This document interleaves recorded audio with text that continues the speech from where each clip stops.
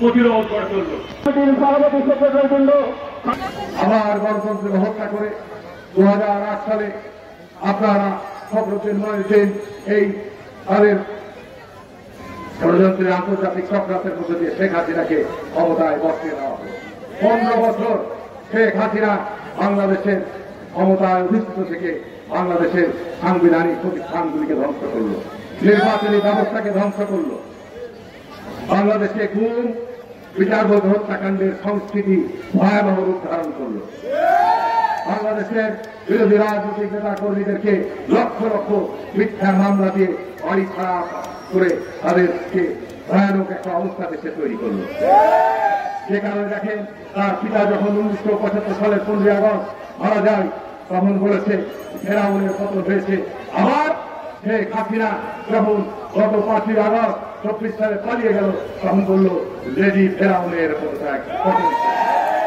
কি বীর বাপেটির বাবু বাংলাদেশে একদলীয় শাসন কায়েম করেছে, বাবু বাংলাদেশে গণহত্যা চালিয়েছে, তার বেটিও বাংলাদেশে গণতন্ত্র হত্যা করেছে, একদলীয় শাসন কায়েম করেছে। ভোটের কাণ্ডের বিচার হবে, শেখ হাসিনার বিচার হবে, শেখ হাসিনার এমপি মন্ত্রীদের বিচার হবে, মধুদ মিয়ারও বিচার হবে। মধুদ মিয়া পালিয়ে আছে, মধুদ মিয়া যে জনগণের সম্পদ রাষ্ট্রীয় সম্পদ আত্মসাৎ করেছে, অবশ্যই বিচার হবে। কেউ মনে করিয়েন না আপনারই তো ভাই, এই কথা বলার সুযোগ নাই, এই কথা শোনারও সুযোগ নাই। আমি স্পষ্টভাবে জানিয়ে দিচ্ছি, আমি আমার দলের নেতা কর্মীরা অন্যায় করলে তাকে প্রশ্রয় দেব। আমি প্রশাসনের উদ্দেশ্যে স্পষ্ট বলছি, যে মানুষ সর্বপ্রথম জিয়াউর রহমানের রাজনীতি আমি করি। জিয়াউর রহমান রাজনীতিতে অপরাপন করা 7 নভেম্বরের পর সর্বপ্রথম তার প্রাণ দায়িত্ব কর্তব্য ছিল মানুষের প্রাণ মানের নিরাপত্তা নিশ্চিত করা, যেটি আওয়ামী লীগ একটি ভয়ানক অবস্থা নিয়ে গেছে।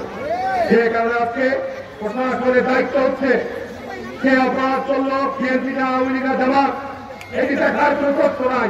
অপরাধ যেই করবে তার বিরুদ্ধে ব্যবস্থা নিতে হবে। আমরা ভোট দিয়ে আজকে উপজেলা ইউনিয়ন পরিষদের সভাপতিত্ব করছেন